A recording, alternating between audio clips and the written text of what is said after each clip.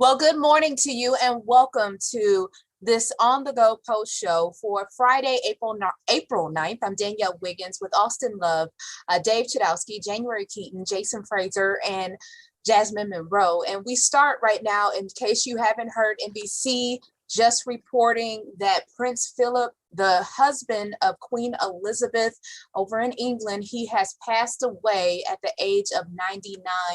Buckingham Palace just announced this. We are covering this. We'll have it on our website, wkyc.com, as well as breaking in with NBC News. So again, if you are just joining us, waking this morning, news of Prince Philip, Queen Elizabeth's husband, he has passed away at the age of 99. Buckingham Palace announced this, and NBC is breaking in with this coverage. So we have a lot of talkers, a lot of stories to get to. So if you do want to share your memories of Prince Philip, again, the husband of Queen Elizabeth, in the comment section, we would love to hear those memories of Prince Philip.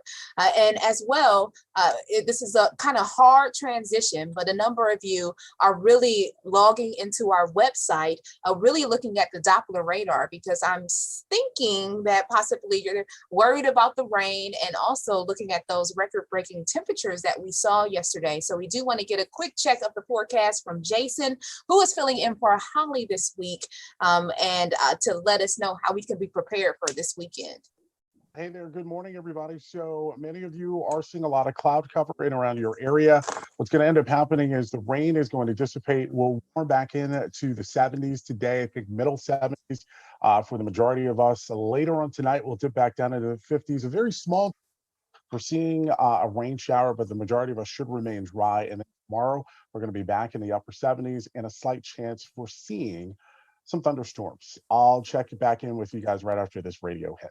Yeah, Jason has to go over, just like Holly does, and give the forecast to WTAM. So again, please join us. We are live right now on Facebook as well as on YouTube. And this news that just came out as soon as we were preparing for this, our digital producer came in and said, hey, NBC is breaking in, letting us know that Prince Philip, the husband of Queen Elizabeth, he has passed away at the age of 99, and Buckingham Palace just announced that.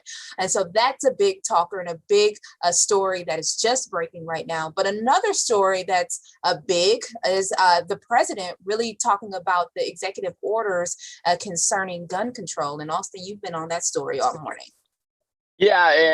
President Biden speaking about this yesterday and calling the gun violence here in the United States an epidemic. And right before he talked on the lawn of the White House yesterday, just a short time after that, there was another mass shooting in South Carolina. And, this has been kind of ramping up, of course, over the past few weeks and been in the headlines. So this is an order into which he hopes combats this gun violence. So taking a look at these executive orders, it looks to crack down on what are called ghost guns that can be made at home. Many of those lack commercial serial numbers, and owners usually are not subject to federal or state background checks. They're looking to tighten that up. Also taking aim at stabilizing braces that are accessories intended to increase the accuracy, of AR-15s. And finally, imposing red flag laws from the Justice Department that would temporarily keep someone who poses a threat to themselves or the public from buying a gun. So these are just a few of the half dozen executive orders that President Biden is looking to impose right now. So, of course, opposition from the right saying that this won't help. I've even gotten it this morning on Twitter, that people believe that this will not help gun violence and that this impedes on the Second Amendment rights. Of course, this is just a huge topic and a huge debate here in the United States that isn't going anywhere anytime soon. But we'll have the full list of all the orders and more details on that on our website as well too. So if you want to go take a look at that too. Yeah, so again, that is on WKYC.com. Thank you for that, Austin. And again, this executive orders, they come after we've seen a number of shootings just yesterday. Here in Northeast Ohio, we had someone murdered at a McDonald's in Cuyahoga Falls by a coworker. That person who is suspected of the murder is going to be in court today. We had the shooting in Texas as well at a cabinet company there. One person is dead, as well as multiple people injured. And then the story that broke yesterday afternoon about the former NFL player who died by suicide, but before doing that, he police say that he killed 5 people, including a doctor, his wife, their 2 grandchildren, and someone working at the home. So that is the ex-NFL player Philip Adams. So all of this comes big news around there. So again, you can continue to let us know your thoughts in the comment section. Kirk, I see you. Good morning. Darlene, good morning, who's watching from North Canton. And Laura Tucker, good morning to all of you. Shayla, I also saw that you joined in. So thank you for joining in this morning. And again, we're continuing to follow a number of breaking news stories this morning. If you don't have WKYC, the app, make sure you get it, because we actually just pushed out the breaking news about Prince Philip, the Duke of Edinburgh. He has passed away at age 99, Queen Elizabeth's husband, and the royal family, they released this. It says, "It is with deep sorrow that Her Majesty the Queen has announced the death of her beloved husband, His Royal Highness, the Prince Philip, and His Royal Highness passed away peacefully this morning at Windsor Castle," with a photo of Prince Philip. So again, we have that story on WKYC.com for you to get more information about that. We also have a story this morning in terms of coronavirus and something called MAID. And Jasmine, fill us in. What exactly is that? Because you have a personal connection with MAID. Is that correct? Yes. So MAID? Throughout the pandemic, of course, we've known that masks have been saving lives and it's been keeping us protected, but it's also causing mask-associated dry eye, and that is why it's called MAID. So it's pretty much what happens is when you're wearing the mask, air typically without a mask, when you're talking, any type of particles, it goes out and forward. But when you have a mask on, it goes up into your eyes. And that caused pretty much a bacteria infection within my eyes. And I was unable to wear contacts for about a month and a half. And I went to the eye doctor thinking that, it was just something I needed to get new contacts, but really they found 18 different scars within my eye, little microscopic scars that I would never see from the outside looking in. They were able to find it, and they told me that, the contacts and, sometimes sleeping in your contacts, getting bacteria in your contacts, touching your hands and then touching your contacts, wearing your glasses with the mask. It was just a lot. And then increased screen time. We're all on Zoom. That also caused for my eyes to be dry too. So Clear Choice Custom LASIK is where I went to go get the procedure. It only took 10 minutes. I don't know if Dave said he got the procedure done. I didn't know that this many people at our station received LASIK. The procedure that I received is called Smile. It's a faster procedure, and I was able to wear makeup a lot sooner. With LASIK, you got to kind of wait for about a week. After Smile, you can wear your makeup after, I think it's 3 days or 2 days.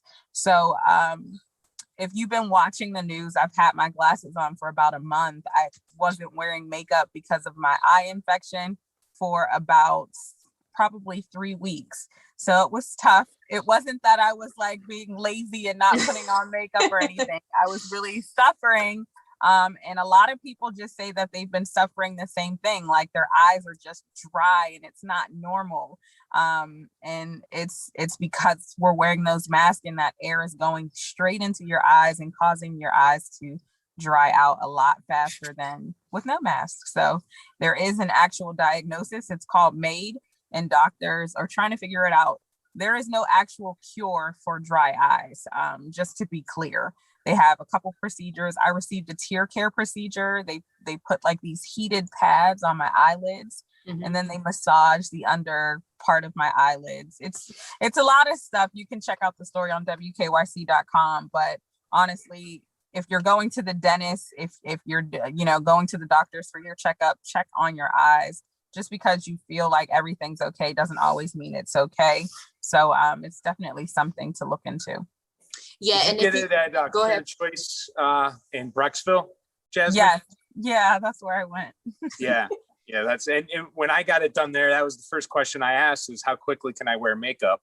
But yeah, no, great Makes story sense. though, Jasmine, this morning. A real eye opener, no pun intended, because, my wife has been complaining about her eyes with the masks. My brother, I've heard this from a lot of different people. So when you brought up the context in that story, that made a lot of sense to me. I got mine, I think it was back in like 2011 or 12. So I've had it for a while. It wasn't 10 minutes. It was a little longer, but they've really come a long way. Yeah, I did a story Mm-hmm. when I worked in Toledo. I started out as a news photographer, and we did a story on LASIK, and it was like a 2-day shoot. It was like laser beams coming across the room and like smoke coming out of eyes. I'm like, I am never doing this. Yeah. So the way they've come along with this, definitely, it's a game changer for me. I'm so glad I did it. And, it was a great story this morning.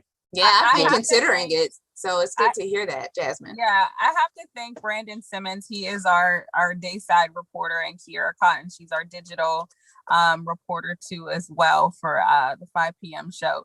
They received the procedure. Now, when I first came to Cleveland, Brandon was just telling me, like, just get it done. It's like not something that you got to think about because it's that helpful to you when you wake up in the morning. We have to wake up so early, and I'm touching my eyes immediately right. at 1 a.m. It's really just not good.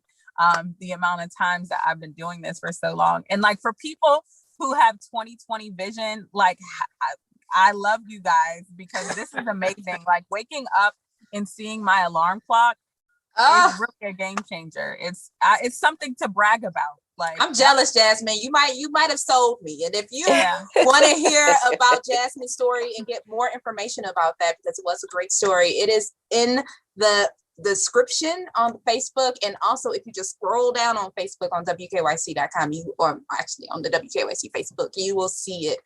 Also, we're following all the breaking news that's going on as far as Prince Philip. That is on WKYC.com. Just again, if you're just joining us, Prince Philip, Queen Elizabeth's husband, he passed away this morning. Buckingham Palace announced that. So of course, NBC and WKYC will be covering this all morning.